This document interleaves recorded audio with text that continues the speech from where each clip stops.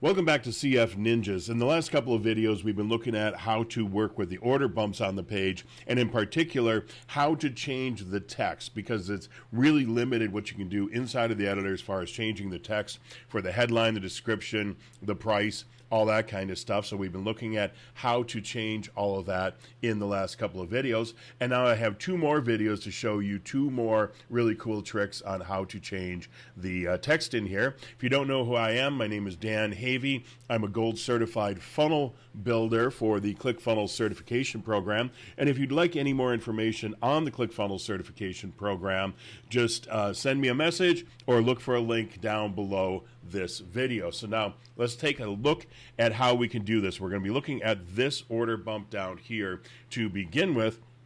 So we're going to come back over here to our products, because this is actually where we are going to modify this one using something that is known as markup. And markup is HTML language, or they refer to it as marking up the text with HTML. So all we're going to do here is I'm going to paste in something that I already created, and we're going to put this in here, and it says div. So div is an HTML tag, and if you don't know, it is the language that browsers use to actually show your web page on your computer. That's the only language they use. They take whatever is given to them, they render it into HTML, and then they show it on the page using that HTML. So div is a tag inside of HTML, and then inside of that we're going to say we want to put in an attribute of style. So style is CSS, cascading style sheets, so they use the term style here as the attribute.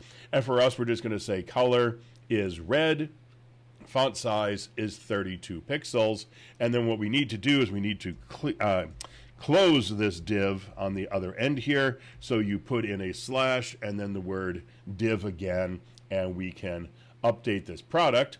And then we come over here, and it should not change it here at all. Let's just reload the page to see what it does. I don't think it should change it in here, but we'll find out here as soon as the page loads up.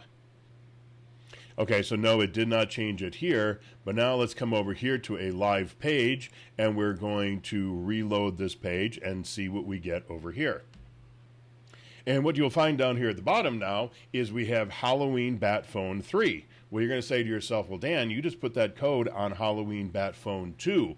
And I did. And this is a glitch, I would say, inside of ClickFunnels, is I found that if you create one of these products like this and you put in the markup and then you delete the markup back out of it, if you go to put the markup back in, it doesn't take it. It doesn't show it on the screen.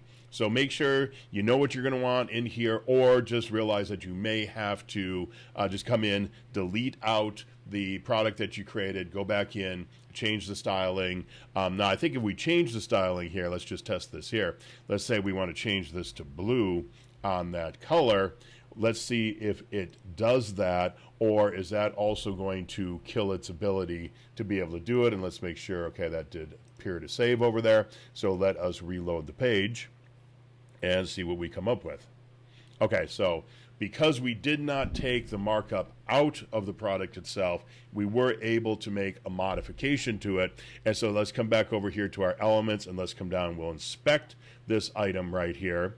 And we're going to, oops, something didn't work right there. Let's do this again. Let's inspect this. And you're going to see now we have a div here. We have div, style, color, blue, font size 32 pixels. We have our text. And there we go. Now, if we look at another one, you're going to see here we have the span, and inside the span, the text is actually inside of the span. So let's just look at this one here.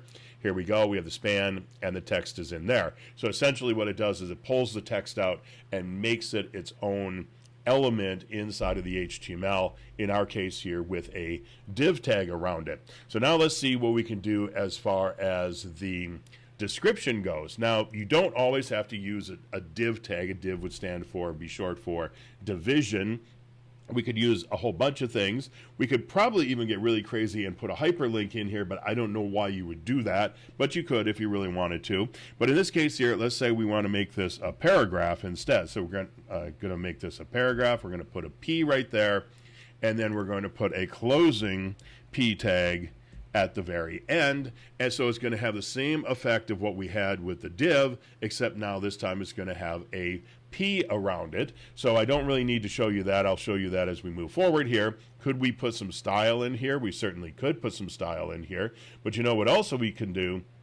We can also put another P tag. Well, let's not do a P tag. Let's do a span tag. So let's just say we want a span tag right here, and here we're going to put in a style. So this entire sentence here is going to have a different, we're just going to say here, we're going to put a color again of, let's just say green this time. And because you get the idea once we start marking this up how this is going to work. And then we're going to come down here at the end and we're going to put in a span tag right there, and we're going to update this, come over to our live page, reload it, and let's see how quickly this can put it into place. All right, has not done it yet, so let me pause for a second. Well, in fact, I was wrong. This is actually green down there at the bottom. Let's come down here, let's highlight this down here at the bottom, and we have here span style color of green, and here we got our color of green. I couldn't tell because it was so light on the screen down there, but that is actually green down there at the bottom. Now, what else can we do? Obviously, we can change the font size, we can underline it, we could put that span around singular words instead of around the entire sentence right there. So you can use this just like you would use any other HTML. But what else we can do here is let's change this from a span tag to a P tag. And so we're going to take out what we got here. We are going to put in our P tag, and we are going to update it.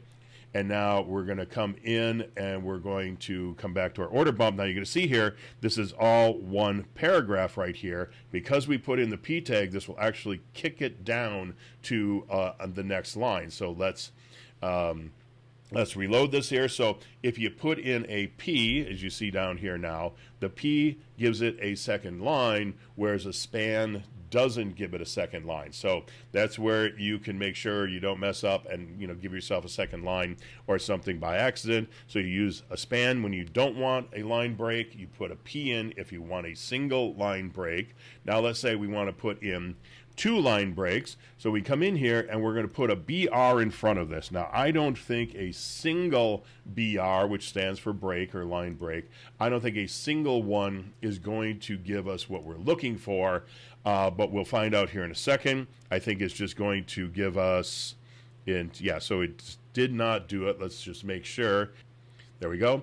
All right, so now we have our P tag right here, which was the first part. We do have our line break right there, and then we have our P tag. Okay, so a singular BR did not give us a line break that was visible, so we're going to put in a second one. Now we should have a gap between those two elements. Now another thing is I'm thinking about here, because of the fact that we have that P tag in there, we would not even necessarily, see now we have a space right in here between the two of them. What we could actually do is come in and take out these two BRs right there, and we could put in here into our style, we can say margin dash top of, let's just say we want 10 pixels there. And so we're going to have a margin now above that paragraph, which is a second line. So we're going to reload our page, and we should have essentially the same thing now, is a break in between there. Let me just make sure that the code went into place. Okay, so here we have our code again. Here we have our outer paragraph right there with our description. We have our margin top of 10 pixels, and you can see down there at the bottom, or right here on the box model, that we got our 10 pixels right there. So that is a super cool way that you can come in here. You can adjust the text of the title and the description on your order bumps, and I showed you in a different video how you can change the CSS on the price here, and also how we adjusted completely how the button looks as well. We gave it a colored background and all kinds of other cool stuff in that other video. So again, my name is Dan Havey. If you are at all interested in the ClickFunnels certification program, again, you can send me a message or look for a link below this video.